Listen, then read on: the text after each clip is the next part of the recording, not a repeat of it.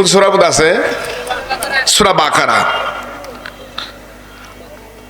আপনার কর্তৃপক্ষ যারা আছেন তাদেরকে অনুরোধ করো আপনার বক্তা নিয়ে আসেন। আমার টাইম দিয়েছিল শেষ, আমি চলে যাবো এক্ষুনি। আপনার বক্তা নিয়ে আসেন। ও আছে, হুজুর আছে, মাশাআল্লাহ, তো আছেই। তাহলে এক্ষুনি শেষ হবো, এই কথাটা শেষ করছি। আমার ভাইরা, আল্লাহ রাব্বুল আলামিন সূরা বাকারার ভিতরে বলছেন আলিফ লাম মিম, এগুলো অর্থ একমাত্র আল্লাহই জানেন। আল্লাহু আলাম বিমুরাদি বিযালিক, উনসাইকুল হাদিস। সামনে কথা বলছি, আন্তাজে কোনো কথা বলে না, বলি না আমরা। এগুলোর তর্জমা একমাত্র কে জানেন? জোরে বলেন, কে জানেন? কথা বুঝেন না আপনারা? আল্লাহু আলাম বিমুরাদি বিযালিক, এগুলো অর্থ এবং ভেদ সম্পূর্ণ জ্ঞান একমাত্র আল্লাহই জানেন। সুবহানাল্লাহ বলেন। এখন আমরা কিছু লোক দিছি 6 মাস ধরে গোসল করেন না, না হয় না, ওই যে আমরা গোসল করি না। 6 মাস ধরে গোসল না করতে করতে চুলের ভিতরে ঢুকে গেছে গেল ওই দুলে, দাড়িতে দুলে গেছে মুছে, এত বড় বড় মুছ, চুল গেছে জট বাইন্দা। এখন কি করবো? খায় বাতি দিলেও সে কোরআন পড়তে পারে। সুবহানাল্লাহ বলবেন না? আমি জিজ্ঞাসা করেছি, মামা আপনার কি চশমার প্রয়োজন হয় না? 95 বছর বয়সে এসে মামা বলছে, হুজুর আমি গোটা কোরআনে কারীম প্রতি মাসে একটা নয় 3টা খতম না দিলে আমার ঘুম হয় না। যখনই দেখি কোরআন শরীফ পড়ে, কোরআন শরীফ পড়ে, কোরআনের কারণে আল্লাহ পাক তার জ্যোতি বাড়িয়ে দিয়েছে। সুবহানাল্লাহ। শুধু তাই না আমার ভাইরা, যেহেতু কথার প্রসঙ্গে কথা আসবে, 5টা দিক আছে, 5টা জিনিস আছে, তাকাইলেই সওয়াব হবে, আল্লাহ গুনাহ মাফ করে দিবেন। সুবহানাল্লাহ বলবেন। 1 নাম্বার হলো আন-নাজরু ইলা সওয়াব। 1 নাম্বার আন-নাজরু ইলা সওয়াব মানে কোরআন কারীম, কোরআন দেখে যদি তাকিয়ে থাকেন, আল্লাহ চোখের যত গুনাহ করেছিলেন সব গুনাহ আল্লাহ মাফ করে দিবেন। চোখের জ্যোতিগুলো বেড়ে যাবে। যে চোখ দিয়ে কোরআন আপনি দেখবেন, এই কোরআনের কারণে, মুহাব্বতে কোরআনের কারণে আল্লাহ রাব্বুল আলামিন জাহান্নামের আগুন আপনার এই চোখে কোনোদিন স্পর্শ করবে না। সুবহানাল্লাহ। 2 নাম্বার হলো আন-নাজরু ইলাল কাবা। কাবা শরীফের দিকে তাকাই থাকলেও আল্লাহ গুনাহ মাফ করে দেয়।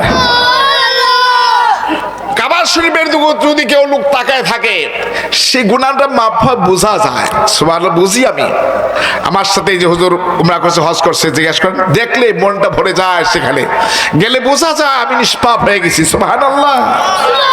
নিজেকে নিজে বোঝা যায় সেটা। আল্লাহর ঘর দেখার সাথে সাথে যতক্ষণ তাকিয়ে থাকবেন ততক্ষণ পর্যন্ত আপনার উপর রহমত নাজিল হতে থাকবে, গুনাহগুলো মাফ হয়ে যাবে। এই জন্য ভাই, আসলে যে মাস আমি যাইতে পারি না, ওই মাসটা নিজেকে খুব ছোট মনে হয়, বারবার যেতে মনে চায়। আলহামদুলিল্লাহ, আলহামদুলিল্লাহ, আলহামদুলিল্লাহ। আমার মার দোয়ায়, মানুষের দোয়া, আপনার দোয়ায় আমার আল্লাহর কাছে বলছিলাম, মাগো, প্রথম মাকে বলছিলাম, মাগো আমি কি যাইতে পারবো না। ও মুসলমান ভাইরা, যুবক ভাইরা শোনেন, মার দোয়া 100% গ্যারান্টি হয়। একদিন আমি বলছিলাম, মাগো আমি সৌদি আরব যাব, যাইয়া কাজ করব, কাজ করার পরে টাকা আনবো, তোমার দিব, তোমার কাপড় দিব, তোমাকে খাওয়ান দিব। আজকে স্মরণ করছে আমার ভাইরা, আমার মার কথা স্মরণ করছে। আমার মা নাই। আমার মা সেদিন বলেছিল, ও বাজান, ও বাবা, তুমি আমার ছেলে, তুমি আমার কথা শোনো, তুমি আলেম হও, তুমি ভালো আলেম হও, 2টি কাজ আল্লাহ তোমাকে দিবে। একটা হলো দেশে দেশে ওয়াজ করবে, আর তুমি আল্লাহর ঘরে যাইবা। কেন? সৌদি কাজ করবা।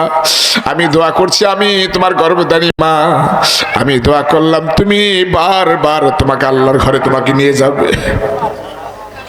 সত্যি আমি যদি আমার মা মারা যায়, সেদিন মার কাছে দোয়া নিয়ে গেছে, মা যাই, অসুস্থ ছিল সেদিন। আমার শেরপুর 19 ডিসেম্বর 2015 সালে শেরপুর একটা মাহফিল, সেখানে আমি 5টা বছর বিশাল মাঠে আমি ওয়াজ করি, সেদিন প্রধান বক্তা হিসেবে আমি থাকি, এখনো আছি আলহামদুলিল্লাহ।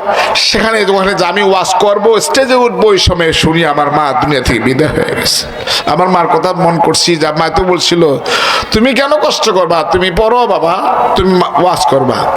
আর আল্লাহর ঘরে আলহামদুলিল্লাহ কম এই পর্যন্ত খোদা আমাকে নিয়েছে, শুকরিয়া জানাচ্ছি। শুধু বোঝার জন্য, অহংকার নয়, রিয়া নয়, নিজেকে প্রকাশ করা নয়, এটা আপনাকে উৎসাহী দেওয়ার জন্য 41 বার আল্লাহর ঘরে আমাকে হাজিরা দেওয়ার তৌফিক দিয়েছেন। এটা আমার মার দোয়া। আপনারা কখনোই মাকে কষ্ট দিবেন না, রাজি আছেন ভাইরা আমার? বাবাকে কষ্ট দিবেন না। মা এবং বাবাকে কষ্ট দিলে আপনার জন্য জান্নাত আপনার জন্য হারাম হয়ে আপনার জন্য জাহান্নাম ওয়াজিব হয়ে যাবে। আর যদি আপনি পিতা মাতা খুশি হয়, আপনার জন্য জান্নাত আল্লাহ ওয়াজিব করবেন। সুবহানাল্লাহ। আমার ভাইরা বলতেছিলাম, এই ভাবা 2 নাম্বার হলো কাবা শরীফ তাকায় থাকলে সওয়াব। 3 নাম্বার হলো আন-নাজরু ইলাল আলেম। একজন আলেম যদি আপনি তাকান, আলেমের দিকে তাকায় থাকলেও সগীরা গুনাহগুলো আল্লাহ মাফ করে দিবেন। এখন আলেমরা হলো শত্রু হয়ে গেছে, মারো শত্রু হয়ে গেছে। কারণ হলো আলেমরা ভালো কথা দেখায়, সেজন্য ভালো পথ দেখায়, এই জন্য আসলে কষ্ট, ঠিক কিনা? যদি সুদের বিরুদ্ধে ওয়াজ না করতো, যদি জিনার বিরুদ্ধে না করতো, যদি অন্যায়ের বিরুদ্ধে না করতো, তাহলে হুজুররাই ভালো। কিন্তু ভালো কাজের জন্য বলছে, আপনাকে জাহান্নাম থেকে বাঁচাবে একজন আলেম আপনাকে সুন্দর সতর্ক করছে। এটা আপনার বন্ধু নয়, বরং আপনার শত্রু মনে করছেন। আসল তো উনি শত্রু নয়, বরং আলেম আপনার আসলে বন্ধু। জরুরি, ঠিক কিনা? পৃথিবীতে আপনার বন্ধু হচ্ছে একজন আলেম, একজন শিক্ষক। এর চেয়ে বন্ধু আর পৃথিবীতে আর কেউ নাই। জোরে ঠিক কিনা? জোরে বলেন। কিন্তু আজকে ভারাক্রান্ত হৃদয় বলতে হয় কষ্টের সাথে যে আলেমদেরকে আপনার শ্রদ্ধা করতে শিখেন নাই। একজন আলেমকে আপনি প্রতিপন্ন করেন, আপনার একেবারে তাকে ছোট মনে করেছেন না। একজন আলেম যে আপনাকে কত উপকার করছে, সেদিন কিয়ামতের দিনে জিজ্ঞাসা আপনি বুঝতে পারবেন। আরে সেদিন বুঝবেন যখন একটা আমলের জন্য যদি দৌড়াদৌড়ি করবেন, আজকে কিছু টাকার জন্য পাবে, এই জন্য আলেমদের পিছনে না দৌড়াইয়া দুনিয়ার সেই নেতাদের পিছনে দৌড়ায়। একটু গার্মেন্টসের ব্যবসা পাবে, এটা পাবে, ওটা পাবে, এই জন্য নামাজ নাই, কালাম নাই।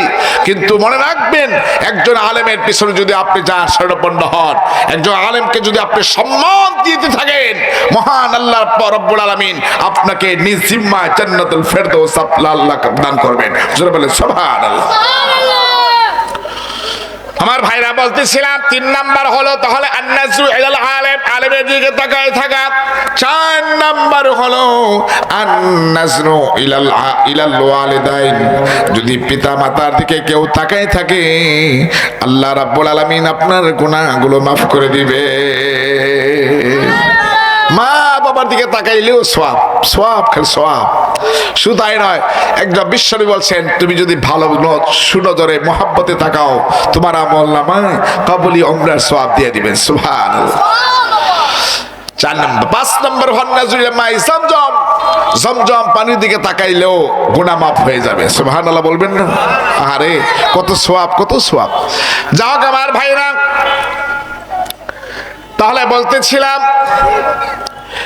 এই কোরআনটা নিভাই দেওয়ার জন্য তারা চেষ্টা করেছে, কিন্তু চেষ্টা করতে গিয়া কোরআনের আলো আরো বেশি করে চলছে, ঠিক কিনা? এই কোরআন আলো, এই আলোটা ছড়িয়ে দিবে কে? তিনি হলেন বিশ্বনবী মুহাম্মদুর রাসূলুল্লাহ। জোরে বলেন। আরসালাহু বিল হাক্কি বাশীরাও ওয়া নাযীরা ওয়া দাঈয়ান ইলাল্লাহি বিইজনিহি ওয়া সিরাজাম মুনীরা। রাসূল করিম সাল্লাল্লাহু আলাইহি ওয়াসাল্লামকে পাঠিয়েছেন মানুষকে সুসংবাদ দেওয়ার জন্য জান্নাতের এবং জাহান্নামের ভয় দেখাবে। আর তিনাকে একটা চেরাগের মতো পাঠিয়েছেন। চেরাগ বুঝেন তো? আমাদের দেশে বলতো হলো কুপা বলে, চেরাগ। ওই যে এখন তো ইলেকট্রিক বাতি, আগে হলো বাতি, ওই যে কুপা বা চেরাগ, ওটা সুতলি দিত না, সুতলি দিয়া পানিতে এলো তেল, ভিতরে তেল দিয়া এরপরে আপনি আগুন জ্বালাইতো, এটাকে বলা হয় চেরাগ। এই চেরাগের সাথে তুলনা করেছেন আপনি জানেন। এজন্যই একটা চেরাগ 5 টাকা দিয়া একটা চেরাগ কিনছেন, একটা এই মেসের কাঠি দিয়ে আগুন ধরেছেন, ওই চারাক থেকে ইচ্ছা করলে আগুন আস্তে আস্তে বিস্তৃত করা যায়, একটার পর একটা সারা দেশ আগুন ছড়ানো যায়।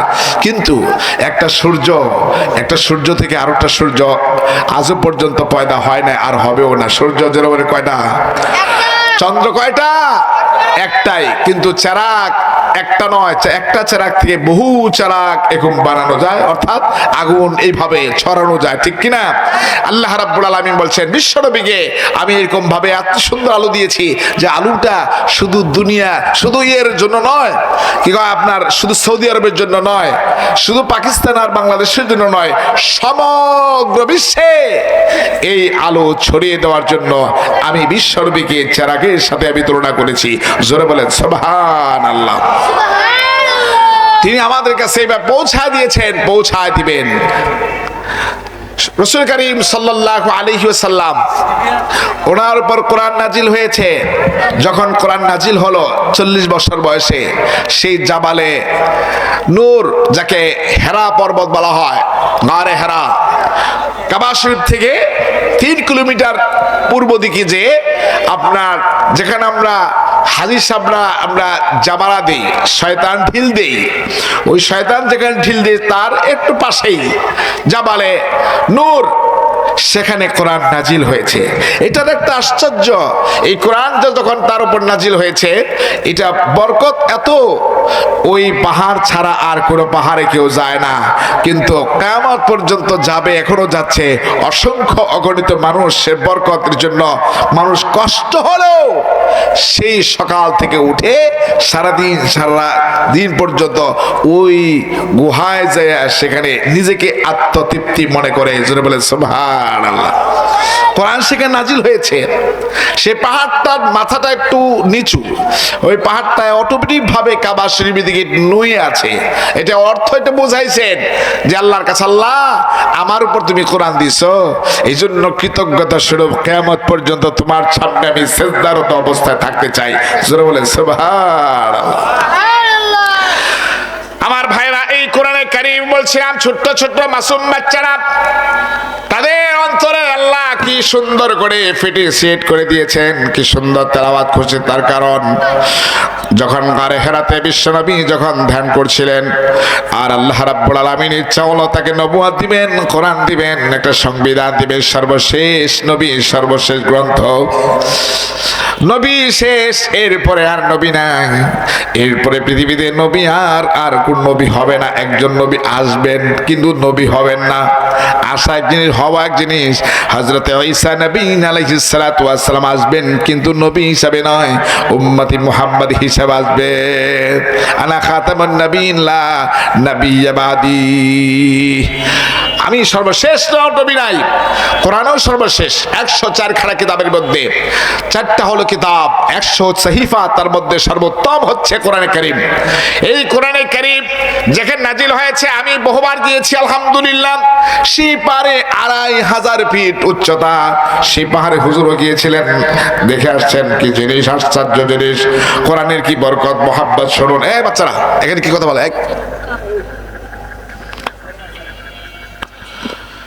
সেই গারে হেরা 2500 ফিট উচ্চতা, যেখানে বিশ্ব নবী সেখানে ধান করেছিলেন, আর খানা নিয়ে আসতেন হযরতে খাদিজাতুল কুবরা রাদিয়াল্লাহু তাআলা আনহা। 3 বেলা খানা নিয়ে আসতেন, আর রাসূল সাল্লাল্লাহু আলাইহি ওয়াসাল্লাম সেখানে ছিলেন। সঙ্গে বলছে হযরতে জিবরাইল আলাইহিস সালাতু ওয়াস সালাম এসে বলছেন, রাসূলুল্লাহ সাল্লাল্লাহু আলাইহি ওয়াসাল্লাম বলছেন, ইকরা, আপনি পড়ুন। সেদিন বলছেন, মা আনা বিকারিন, আমি পড়তে পারি না। একবার নয়, 2 বার নয়, 3 বার বলছেন, আমি তো পড়ি নাই, আমি তো স্কুলে পড়ি নাই, ভার্সিটি পড়ি নাই, কোন মাদ্রাসা মক্তব পড়ি নাই। কারণ হলো আল্লাহ রাব্বুল আলামিন ইচ্ছা হলো আমি আমার সব মানুষের, সমস্ত মাখলুকের উস্তাদ হবেন আমার বিশ্বনবী মুহাম্মদ মুস্তাফা সাল্লাল্লাহু। তা নাকি কি উস্তাদ বানাবেন, এজন্য কোথাও পড়েন নাই। হযরত জিবরিল বলেন আপনি পড়েন। সেদিন বলছেন আমি পড়তে পারি না। একবার, দুইবার, তিনবার, চতুর্থবার বলছেন হুজুর একটু দয়া করে আপনার সিনাটা আমার সিনার সাথে একটু মিলাই দেন। মেলার পরে এবার আলিঙ্গন করে চাপ দিয়ে যখন চাপ দিলেন, চাপ দিয়ে বলছেন ইকরা বিসমি রাব্বিকাল্লাযী খালাক। হে নবী আপনি পড়ুন ওই আল্লাহর নামে যিনি আপনাকে সৃষ্টি করেছেন। সঙ্গে সঙ্গে সূরাত আলাক পড়া শুরু করেছেন। বলেন সুবহানাল্লাহ।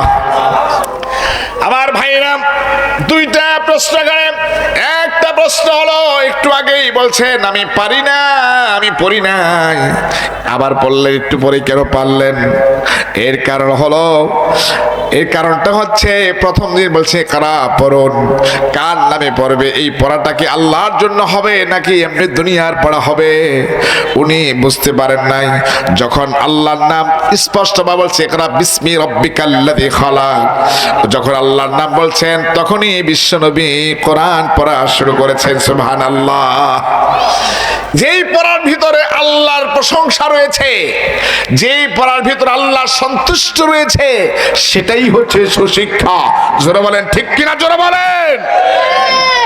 অনেক এই ছোট ছোট গাড়ির ভিতরে বড় গাড়ির মধ্যে লেখা আছে আমি দেখছি কয় শিক্ষাবাদ বিভিন্ন প্রতিষ্ঠানের সামনে শিক্ষাই জাতির মেরুদণ্ড। শিক্ষাই জাতির মেরুদণ্ড যদি হয় তাহলে এই আইয়ামে জাহেলিয়াতে দেশে তারাও শিক্ষিত ছিল। এখনো বর্তমান যারা শিক্ষিত, অনেক শিক্ষিত আছে, বড় বড় ডক্টরেট হয়েছে। জাহাঙ্গীরনগর বিশ্ববিদ্যালয়, ঢাকা ইউনিভার্সিটি, নর্থ ইউনিভার্সিটি, বিভিন্ন ইউনিভার্সিটি থেকে প্রফেসর, বড় বড় ডক্টরেট কইরা আল্লাহকে বলে গিয়েছে। জোরে বলেন ঠিক কিনা? জোরে বলেন। যারা নাস্তিক হয়েছে তারা আল্লাহকে, বিশ্বনবী সাল্লাল্লাহু আলাইহি সাল্লামকে নিজের গালি দেয়, অথবা গালি না দিল, কেউ যদি কোনো ব্লগার যদি গালি দেয় তাহলে সেটাকে সমর্থন পর্যন্ত করছে। এই কোরআন এটা বলে রাজনীতির সাথে কোর সাথে সম্পর্ক নাই, এই কথা বলে তারা এইটাই প্রমাণ করলো তারা তারা শিক্ষিত কিন্তু কুশিক্ষিত, সুশিক্ষিত হতে পারে নাই। জোরে বলেন ঠিক কিনা? জোরে বলেন। সুশিক্ষিত হতে হলে তার কোরআন তার ভিতরে থাকতে হবে। আল্লাহর ভয় যদি তার না থাকে, যদি আল্লাহর ভালোবাসা, বিশ্বনবীর প্রেম যদি না থাকে, ওই মানুষটাকে শিক্ষিত মানুষ এটা দুনিয়ার সাধারণ একটা বাহ্যিকভাবে শিক্ষিত হতে পারে, প্রকৃতভাবে সে শিক্ষিত নয়, অশিক্ষিত 100%। জোরে ঠিক কিনা?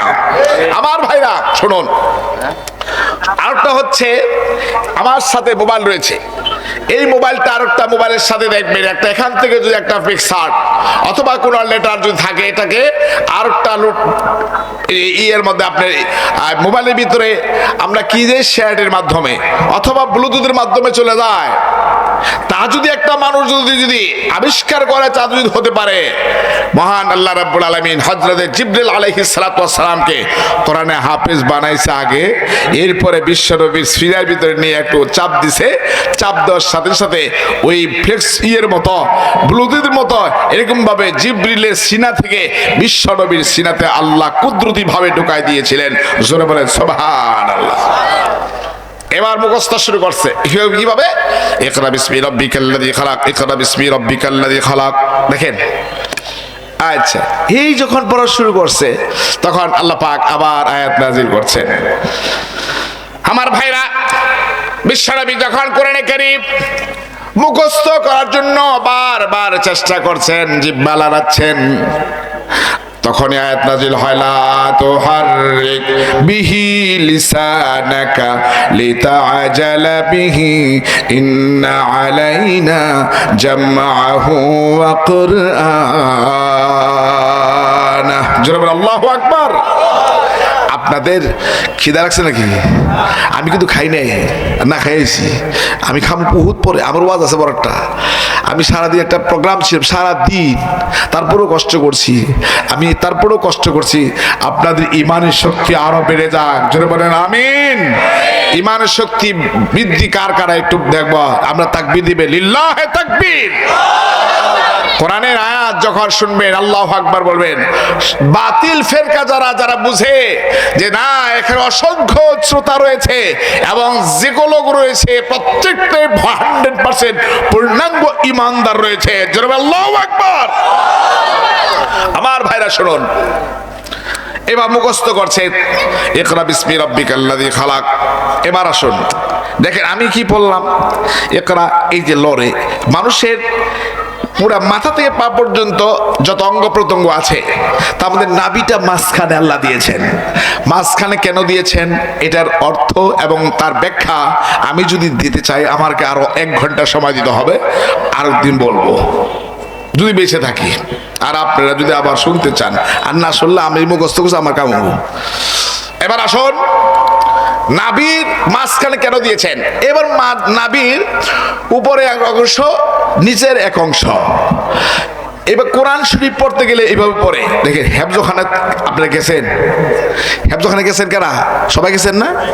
যারা যান নাই তারা একটু কালকে পরশু হেফজখানা একটু যাইবেন তো ইনশাআল্লাহ। যদি জানো একটু বৈশা থাকেন তো ভালো লাগছে। আল্লাহ হাফেজ হয়ে পেরে নেয় হেফজখানায় বসে বসে একটু দেখছিলাম আল্লাহ এই হাফেজের সাথে তুমি আল্লাহ তুমি জান্নাত দিয়ে দিও।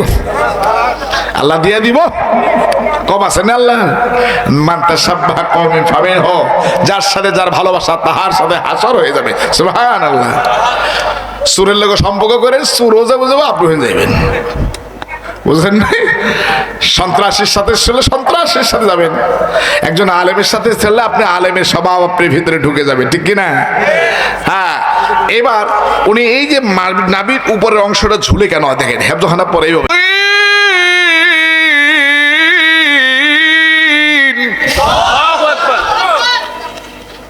এটা কোন সূরার মধ্যে আছে? সূরা বাকারা। আপনার কর্তৃপক্ষ যারা আছেন তাদেরকে অনুরোধ করো আপনার বক্তা নিয়ে আসেন। আমার টাইম দিয়েছিল শেষ, আমি চলে যাবো এক্ষুনি। আপনার বক্তা নিয়ে আসেন। ও আছে, হুজুর আছে, মাশাআল্লাহ তো আছেই। তাহলে এক্ষুনি শেষ হবো, এই কথাটা শেষ করছি। আমার ভাইরা আল্লাহ রাব্বুল আলামিন সূরা বাকারার ভিতরে বলছেন আলিফ লাম মিম, এগুলো অর্থ একমাত্র আল্লাহই জানেন।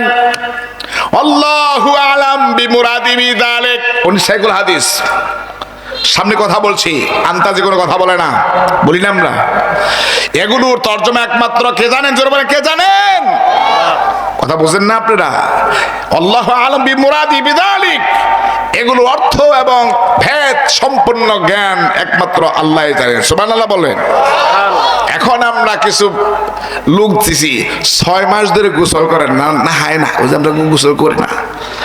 6 মাস ধরে গোসল না করতে করতে চুলের ভিতরে ঢুকে গেছে গেল ওই দুলে, দাড়িতে দুলে গেছে মুছে, এত বড় বড় মুছ, চুল গেছে জট বাইন্দা। এখন কি করব, খাইবো কি চিন্তা করছে। এখন বন্ড ছাড়া আর কোনো উপায় নাই। এখন মাজারে ঘোরা, নিজেকে ফকির দাবি করে বিভিন্ন জায়গায় মেলা শুরু করছে। জোরে কোন ঠিক কি না? জোরে ওরা কয় কি হুজুররা বুঝে না, এগুলো আমরা বুঝি, এগুলো অর্থ আমরা জানি, হুজুররাই বলে জানে না। নাউজুবিল্লাহ। উত্তর দেয়া পারলাম না, দারুণ উত্তর আসলে আমার কাছে। যাক সময় নাই, এতটুকু বলছি। 3 মিনিটের ভিতরে শেষ করবো আমি, 3-4 মিনিট। তাহলে আল্লাহ পাক বলছে যালিকাল কিতাব, ওটা ওই কিতাব যে কোরআনের মধ্যে কোনো ভুল নাই, সন্দেহ নাই, সন্দেহের অবকাশ নাই। সুবহানাল্লাহ। চ্যালেঞ্জ করেছেন, সন্দেহ নাই, অবকাশ নেই। এই কোরআন না ওই কোরআন, এই কোরআন না হাদা না ওই, সেই লৌহে মাহফুজ। বাল হুয়া কুরআনুম মাজিদুম ফি লাউহিম মাহফুজ। ওটা তো লৌহে মাহফুজ আল্লাহ সংরক্ষণ করেছেন। সুবহানাল্লাহ। এটা সন্দেহ আছে? সন্দেহ করছিল, আল্লাহ আবার চ্যালেঞ্জ করেছেন। এই আয়াত করে আমি শেষ করব।